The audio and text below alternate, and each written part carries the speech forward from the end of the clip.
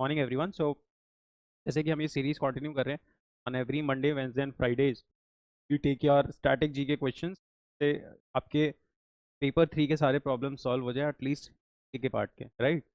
So also I would want to give you information in case you are looking for a full-fledged course for your CUET 2027 preparation, which would include your paper 1, paper 2 your domain subjects and your paper 3 subjects. You can avail this course. Let us start the class for now, है ना? These are the basic benefits that you get in case you are enrolling here. So yes, that is that. The first question is, the Permanent Settlement Act was passed in which year? Now let us start understanding, है ना? हमें history नहीं पढ़नी है, but हमें इतनी पढ़ लेनी है कि we are able to solve all the question. तो ये तो हमें पता है, East India Company came to India, right? East India Company came to India. Now these people had commercial interest, इन्हें कॉमर्शियल इंटरेस्ट थे, मतलब they wanted maximize their profits. अब उस टाइम पे एग्रीकल्चर वाज वन थिंग, जैसे आज तो service sector का बोलबाला है, बट उस टाइम पे agriculture was the leading sector, right? Now to reap in more and more benefits from the farmers of India, farmers are also called as ryots. Important है चीज़ें, है ना? तो इन्होंने ना, ब्रिटिशर्स ने इंडिया के एग्रीकल्चर को रूल करने के लिए 3 टाइप के तरीके बना रखे थे रेवेन्यू जनरेट करने के लिए। One was your zamindari act, zamindari system, which was also called as the permanent settlements act of 1793, है ना? लॉर्ड कॉर्नवालिस लाया था ये। This was introduced in the regions of Bengal, right? Then there was one mahalwari system, है ना? महल का मतलब होता है योर विलेज, महल मीन्स विलेज। इसमें जो रेवेन्यू कलेक्ट करती थी ब्रिटिश सरकार, वो सीधे विलेज से कर लेती थी, that is why it was called as Mahalwari. Now this was introduced in the regions of Deccan और Madras, sorry your Punjab region, Punjab region, यार Punjab and north west India. जो तीसरा तरीका था एग्रीकल्चर से रेवेन्यू जनरेट करने का, that was your Ryotwari system. Now ryot means farmer, ryot means farmer. ये वाला सिस्टम इन्होंने इंप्लीमेंट कर रखा था मद्रास वाले रीजन में, है ना? इसमें डायरेक्ट फार्मर से लेते थे पैसा, इसमें विलेज हेडमैन होता था, गांव जाके पैसा देता था। और यहाँ पे इन्होंने क्या किया था, ब्रिटिश गवर्नमेंट ने, कंपनी ने डायरेक्टली किसानों से वो टैक्स ना लेके बीच में उन्होंने कुछ जमींदार बना दिए थे। और ये जो लैंड होते था, ये लैंड का ओनर किसको बना दिया जाता था? जमींदार को।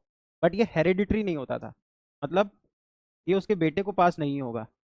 तो होता क्या था, कोई मान लो लैंड है, कुछ जमींदार वहाँ पे जाएंगे और वो कुछ कुछ ऑक्शन होगा उस ज़मीन का, और ज़मींदार बोलेगा ब्रिटिश को, ब्रिटिशर्स को, कि मैं इसका XYZ अमाउंट रेंट दूंगा।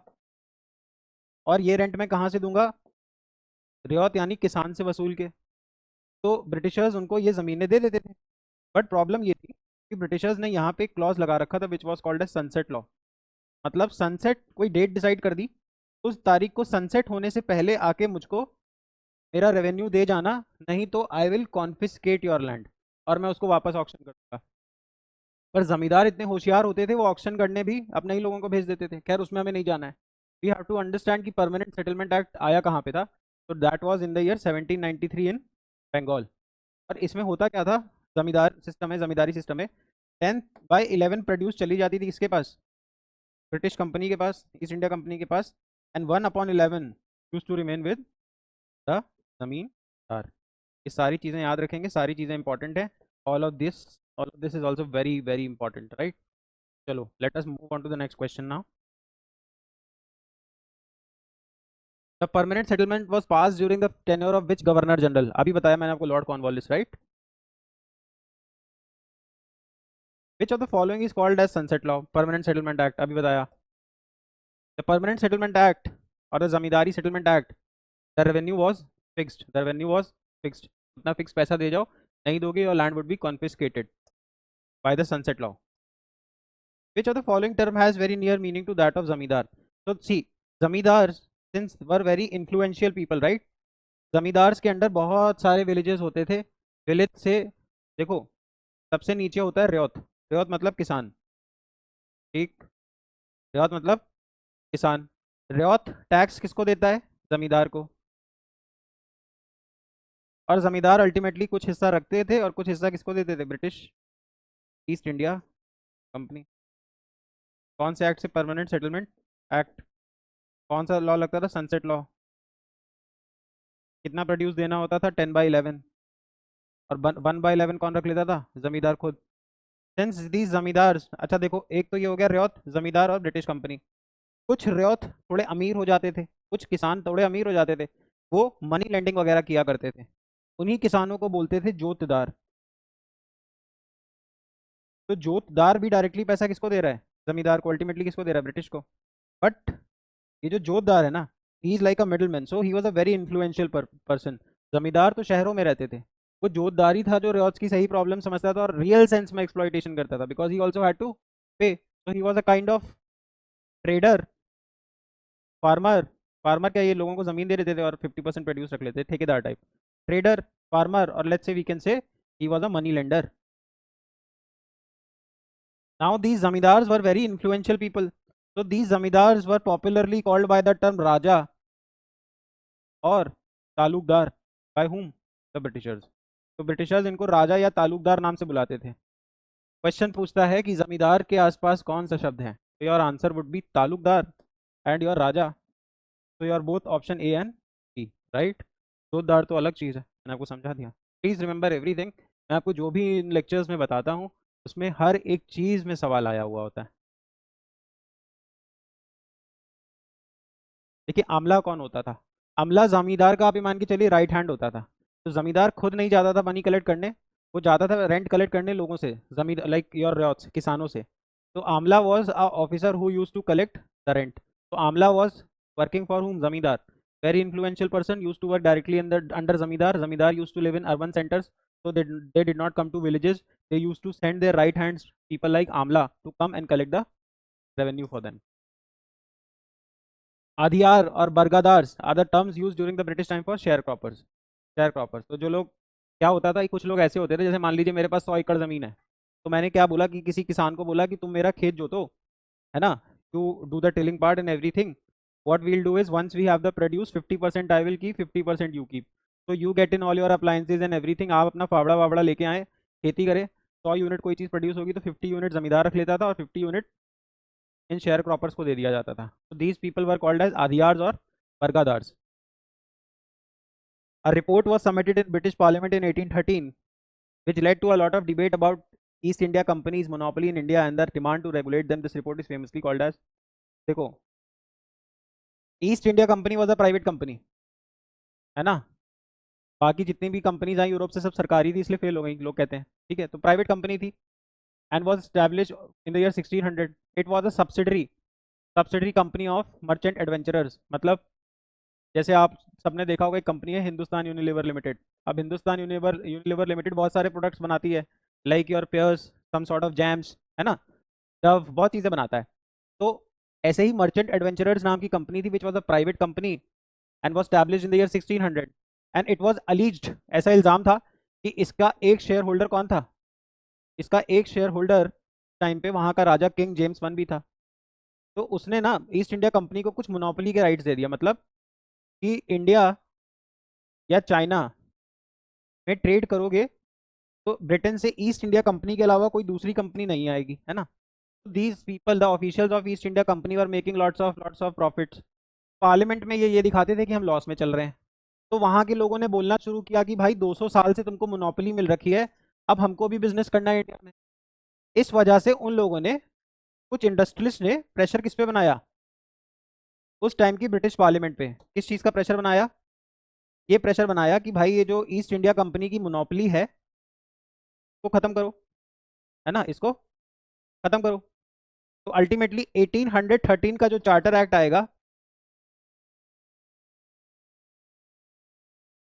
उसमें ये बोल दिया जाएगा कि ब्रिटिशर्स की मोनोपोली खत्म हो गई है, बट उनको चाइना प्लस टी, ये दो ऐसे सेक्टर्स हैं जिसमें उनको मोनोपोली मिलती रहेगी। We can remember this by chai, Cheen and China and chai, China and chai. ये दो चीज़ों पे उनकी मोनोपोली चलती रही 1813 के चार्टर एक्ट से भी।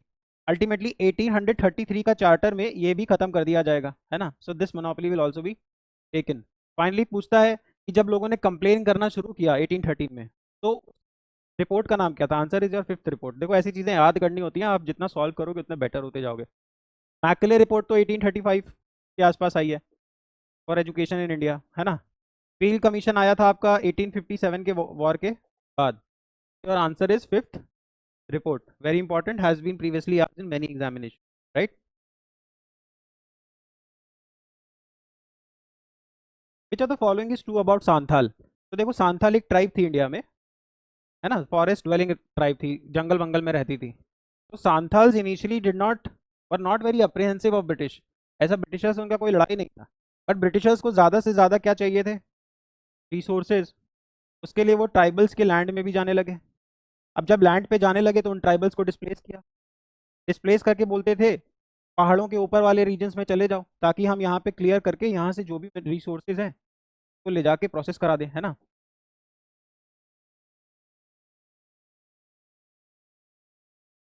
ठीक है।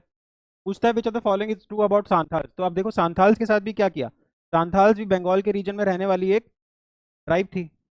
तो इन्होंने बोला कि भाई हमें ये रीजन चाहिए, अब तुम यहाँ से ऊपर ऊपर वाले एरियाज में खिसक जाओ।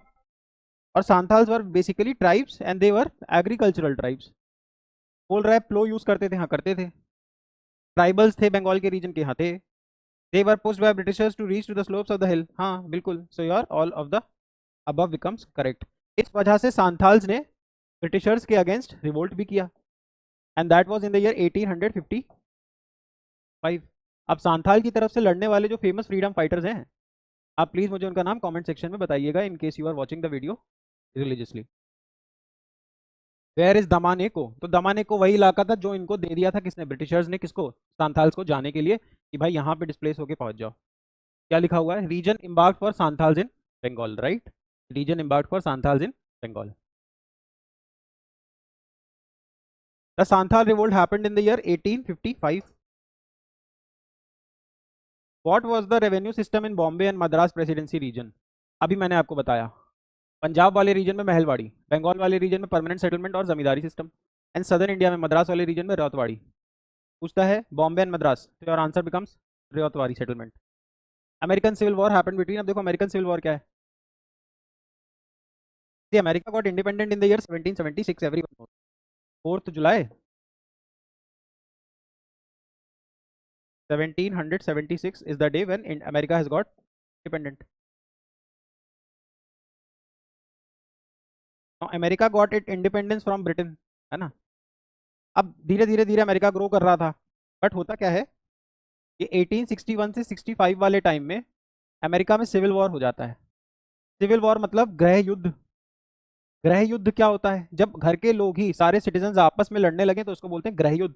If Indians start fighting among themselves, north Indians and south Indians start let's say assume start fighting themselves, it will be a situation of civil war.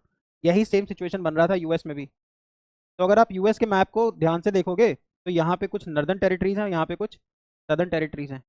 इन्हीं दोनों ग्रुप्स के बीच में क्या चल रहा था? Civil war. सिविल वॉर क्यों है? क्योंकि गृह युद्ध है, ये भी अमेरिकन ये भी अमेरिकन।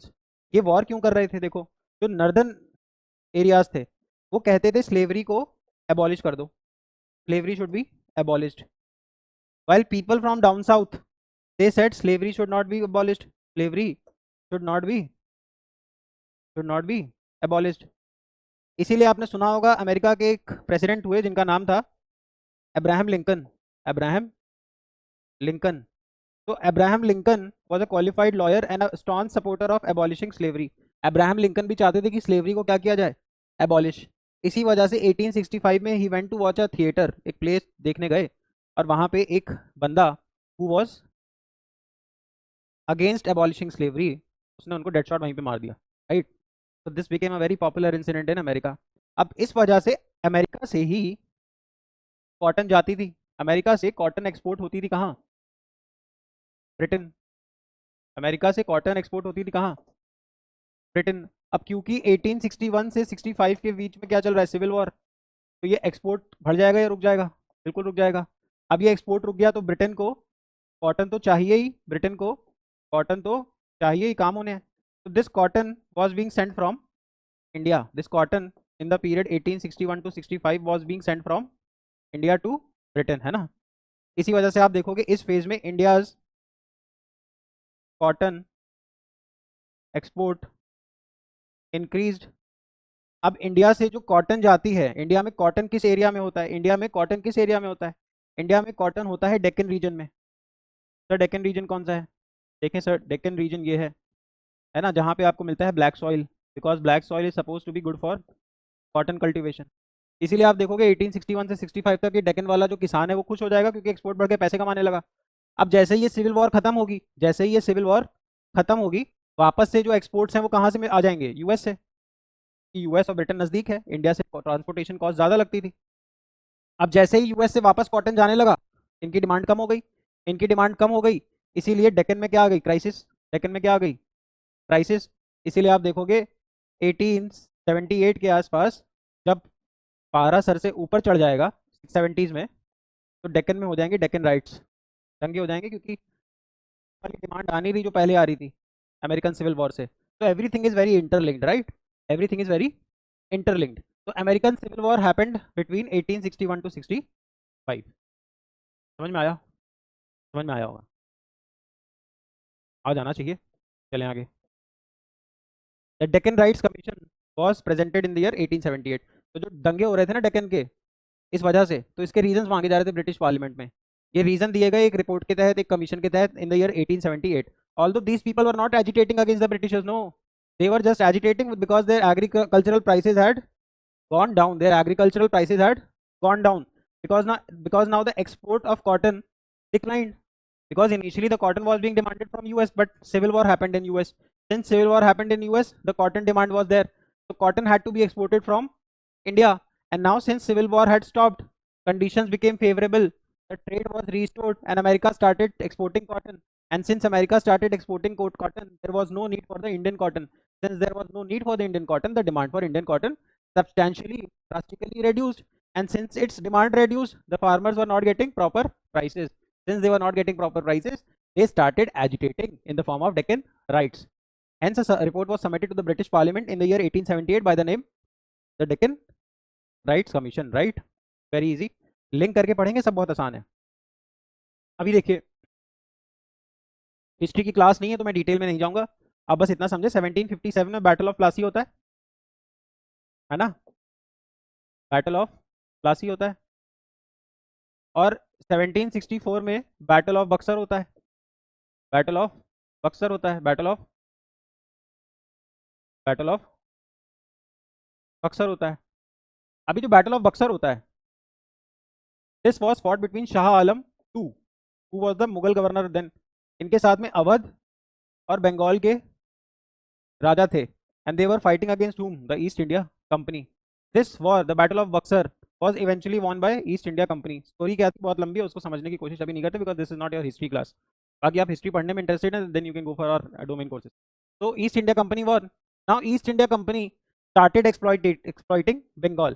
तो ऑफिशियल्स खुद पैसा बना रहे थे, कंपनी पैसा नहीं बना रही थी, कंपनी लॉस में जा रही थी। तो ब्रिटेन पार्लियामेंट ने क्या किया, कंपनी को रेगुलेट करने के लिए ब्रिटिश पार्लियामेंट ने क्या किया,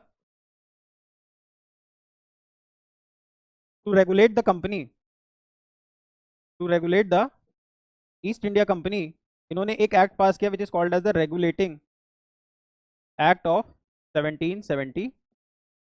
यही क्वेश्चन पूछा हुआ है, answer should be 1773, right?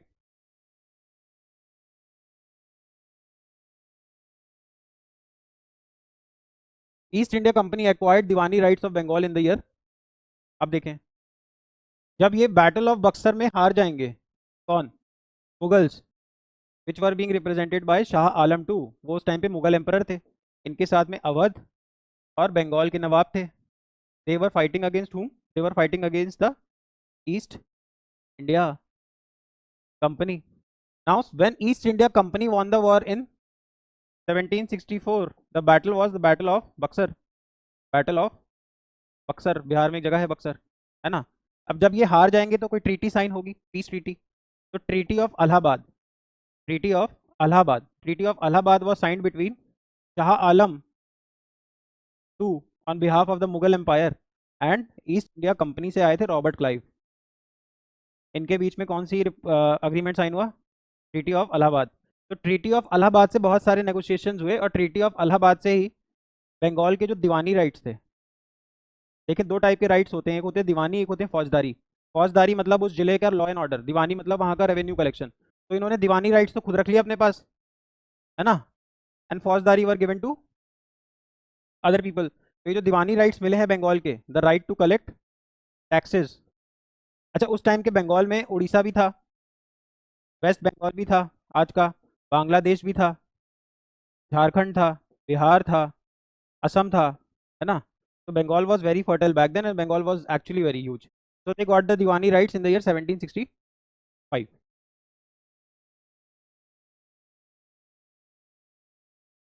Arrange the following in chronological order and select the correct sequence, right, ठीक है, कोई दिक्कत नहीं है। इसको कलेक्ट आपको अरेंज करना है क्रोनोलॉजिकल ऑर्डर में।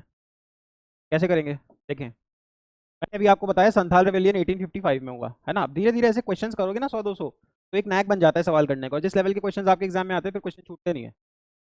लेकिन में राइट्स हो रहे हैं 1875 के आसपास, 70s में, है ना। परमानेंट सेटलमेंट इन बिहार आ रहा है 80 year 1793, yes, year 1793 by Cornwallis. First revenue settlement in Bombay मैंने अभी आपको बताया था, Ryotwari system, that was in 1820।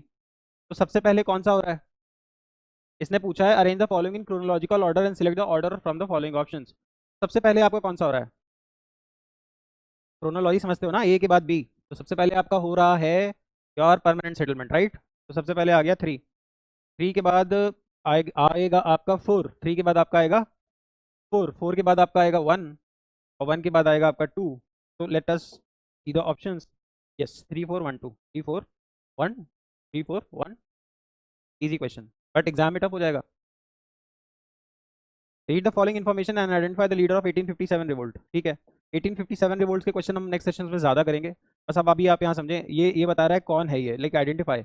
He was the Nawab of Awadh. Awadh कौन सा रीजन है, आज का modern day Lucknow, modern day Lucknow.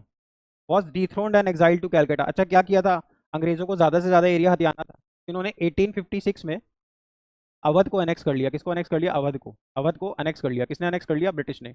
On what reasons, reason दिया कि भाई अवध में क्या हो रहा है, मिस एडमिनिस्ट्रेशन, मतलब अवध के जो राजा हैं वो अवध को अच्छे से नहीं चला पा रहे हैं, there is mis administration, there is mal administration, hence we want to regulate Awadh now, hence I am sending you to Calcutta, go to Calcutta and I will rule Awadh now. अब अवध हम चलाते हैं।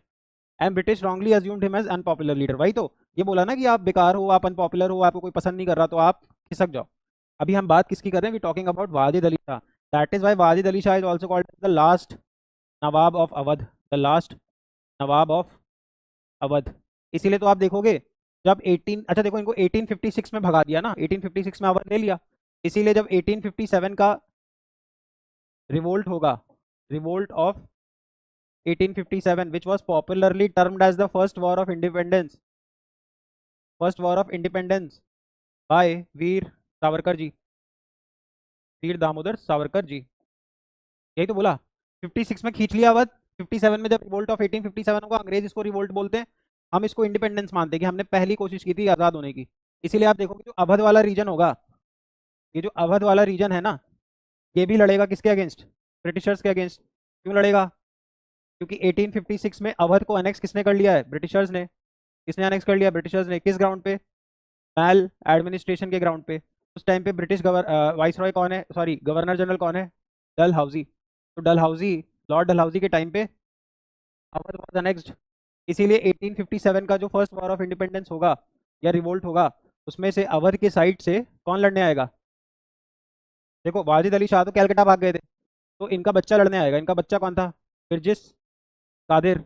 अब बिरजिस कादिर तो एक छोटा सा बच्चा था, ये कैसे लड़ता। तो बिरजिस कादिर की तरफ से लड़ाई लड़ रही थी उसकी मम्मी, मतलब वाजिद अली शाह की wife, who is called as Begum Hazrat महल।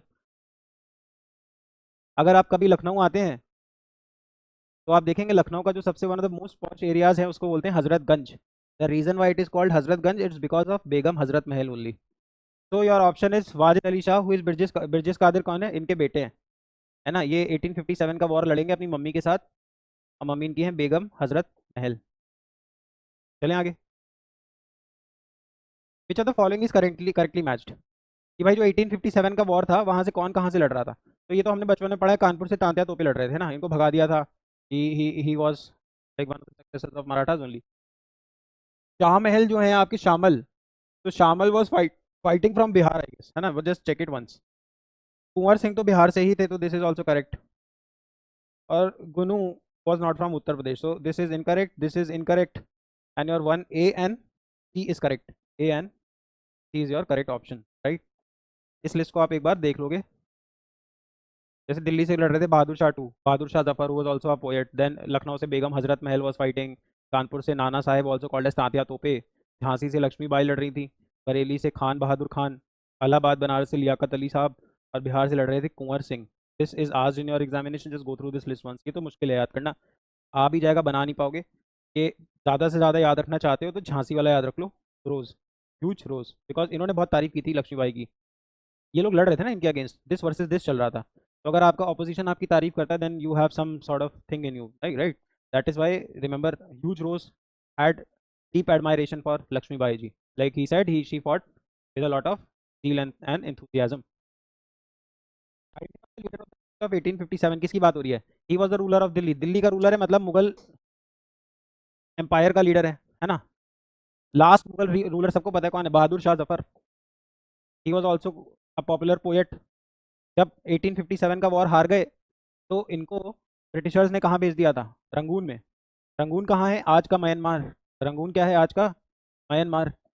तो he was sent for exile, sent in to exile to Rangoon. And he was the last Mughal ruler, last Mughal ruler of India. He legitimized the rebels of 1857. He was the last Mughal ruler.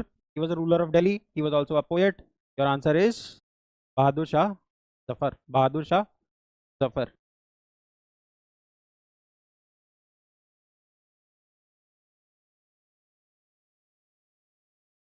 ये देखिए Myanmar में ही है ना. देखिए PM caps of Myanmar trip with visit to Bahadur Shah's grave. Who led the revolt of 1857 from Lucknow? अभी हमारी बात हुई ब्रिजेश कादिर. ब्रिजेश कादिर की जगह Begum Hazrat Mahal can also be there. Who among the following assumed leadership of the revolt of 1857 from आरा बिहार? तो आरा भोजपुर वाले इलाके में जहाँ से भोजपुरी लैंग्वेज आई है. Arrah is around 80-90 kilometre west of Patna in Bihar. तो आरा से लड़ाई लड़ रहे थे कौन? कुंवर सिंह. आरा से लड़ाई लड़ रहे थे कौन? कुंवर सिंह, राइट. यहाँ से कुंवर सिंह, यहाँ से तात्या तोपे, and from Lucknow Hazrat Mahal Birjis Qadr. The concept of doctrine of lapse. Doctrine of lapse क्या था? देखें अंग्रेजों को क्या करना होता था, इनको ज़्यादा से ज़्यादा इंडिया चाहिए था. क्यों चाहिए था? क्योंकि कॉमन मार्केट बना के माल बेचना था. तो इन्होंने बहुत अलग अलग तरीके अपनाए. कहीं पे बोल दिया मैल एडमिनिस्ट्रेशन कर रहे हो, जैसे अवध में बोल दिया. तो इन्होंने एक रीज़न बोला, एक रीज़न दिया कि अगर किसी भी रियासत या फिर किसी भी एम्पायर या फिर किसी भी किंग के पास अपना बायोलॉजिकल सक्सेसर नहीं होगा, and that to a son, biological son नहीं होगा, तो वो वाला रियासत, वो वाला एरिया ब्रिटिशर्स के अंडर आ जाएगा. That is why Jhansi was taken, Udaipur was taken. Multiple states हैं जो डॉक्ट्रिन ऑफ लैप्स से अनेक्स हो गए थे. And it was who? So it was Lord Dalhousie who introduce the doctrine of lapse. The reason why Lakshmibai ji had to fight in the 1857 independence, war of independence. So Dalhousie was the one who introduced the doctrine of lapse. That is that. Our next session we'll meet on Friday now. So we'll have your next session on Friday. Please keep following this series. अगर अच्छा लग रहा है, समझ में आ रहा है, if you are able to comprehend it well, we have been producing exceptional results. You can enroll for our full-fledged course that offers your paper 1, paper 2, your domain subjects, and your paper 3 GT. In case you are looking for a full-fledged online course with the same kind of quality teaching that I deliver here, you can avail this course. Either you can go and install the app. It's available on both App Store and Play Store, or you can directly give us a call on the number given in the description, which is 8808888415, in case you are looking to avail this course. This course is available both online and offline. The fee for offline would definitely change because of the logistic issues which you understand. And in case you're looking for an offline preparation course, you can come and visit us at Lucknow for now. And in case you're looking for an online course, I've told you the means, like go and install the app, buy the course from there. There's no other discount. It's a very nominal fee looking into the kind of lectures and faculties that we have. So yeah, see you in the classes. Thank you so much. I'll see you on Friday now. Thank you.